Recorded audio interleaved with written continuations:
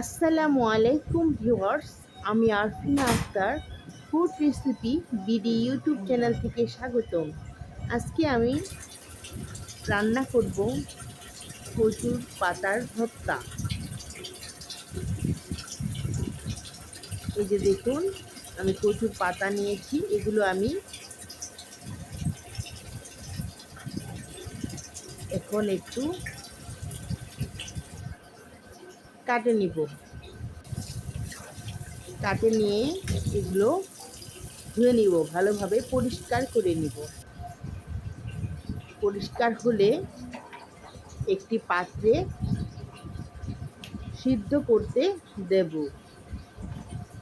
এখানে আমি রসুনের কোয়া দিয়েছি, কাঁচামরিচ দিয়েছি, লবণ দিয়েছি, দিয়ে এটা ভালোভাবে সিদ্ধ করে নিব।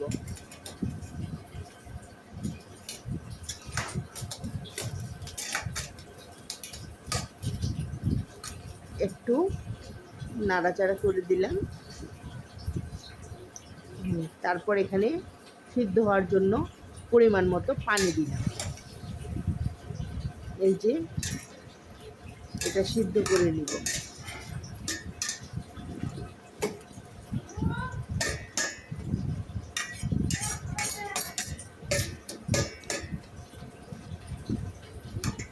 কচুর পাতাটা আমার ভালোভাবে সিদ্ধ করে নিতে হবে, ঢাকনা ছাড়াই। ঢাকনা দিলে কচুর পাতাটা আবার গ্রিন কালার থাকবে না। টকটকে গ্রিন কালার থাকার জন্য ঢাকনা না দিয়ে সিদ্ধ করে নিতে হবে।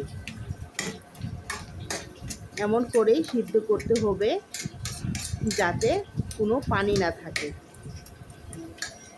সমস্ত পানিটা শুকিয়ে নিতে হবে। দেখুন কি সুন্দর কালার হয়েছে।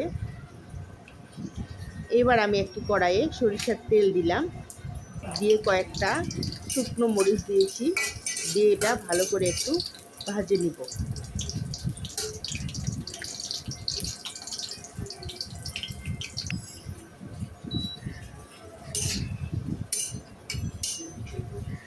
ভাজা হলে এটা আমি তুলে নিব। ভাজা প্রায় হয়ে গেছে, এখন তুলে নিয়েছি। নেওয়ার পরে আমি এখানে পেঁয়াজ কুচি দিয়েছি। পেঁয়াজটাও একটু ভেজে নিব লাল লাল করে।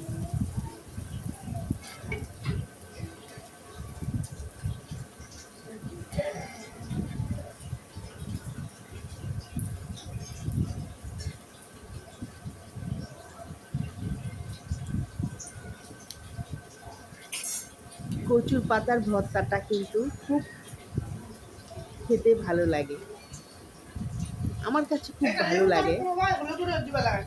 আপনারাও বাসায় ট্রাই করে দেখবেন। কচুর পাতার ভর্তার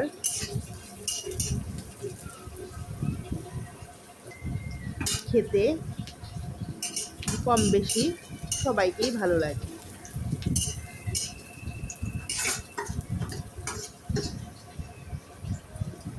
এখন আমি পেঁয়াজটা ভাজা হলে এটা তুলে নিব।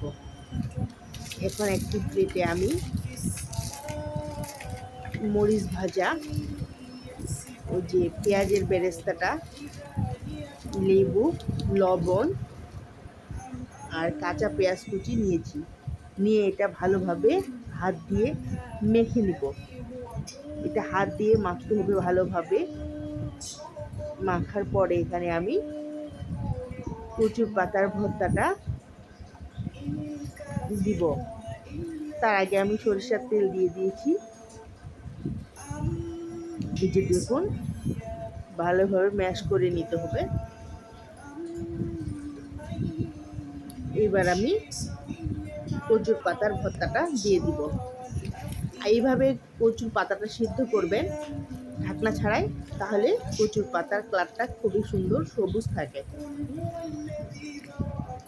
আর কচুর পাতার ভর্তাটা যদি সবুজ না হয় তাহলে খেতে কেমন লাগে,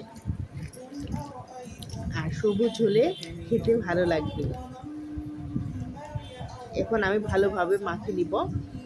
ভালোভাবে ভর্তাটা মাখা হলে এখানে আমি 1 টেবিল চামচ হবে লেবুর রস দিয়ে দিলাম যাতে গলায় না ধরে, এই জন্য দিয়ে দিলাম।